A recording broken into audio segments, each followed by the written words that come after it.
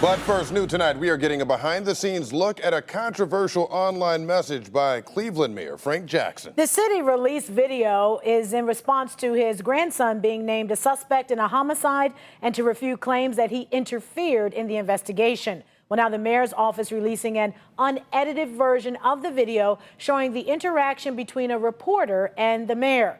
News 5 Mike Brookbank joins us now with more details. Yeah, Mike, there are big differences between what the city released and what we're now able to see. Yeah, Frank and Anita, the most glaring is that some of the questions put on the screen during the 7+ minute clip were never asked by the reporter. Instead, they appear to have been in response to statements the mayor himself wanted to make in front of the camera set up in his office.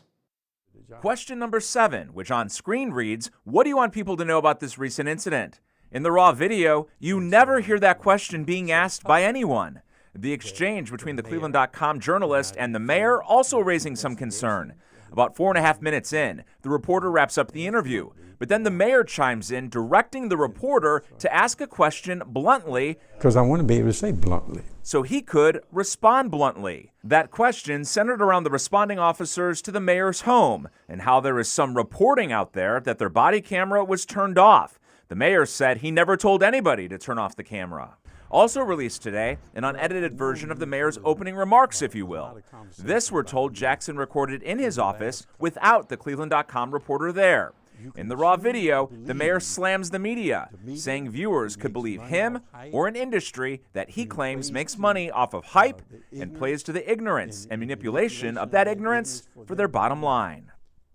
Before the release of this video by the city of Cleveland yesterday, News 5 repeatedly requested an on-camera interview with the mayor so that we could ask our own questions, not be handed a pre-produced statement from the city's top official. So, Mike, what does Cleveland.com have to say about the differences in the two videos? Well, we reached out to Cleveland.com, and its editor said that their reporting is their statement and their comment. They're not going to add to it any further, so clearly they are standing by what we're seeing tonight. All right, thank you, Mike. Now, meanwhile, the mayor's grandson, who was arrested last week on several charges, is now out on bond. According to court records, Frank Q. Jackson was released yesterday. He was placed in a GPS-monitored ankle bracelet and is now under home detention. Jackson will be back in court next week.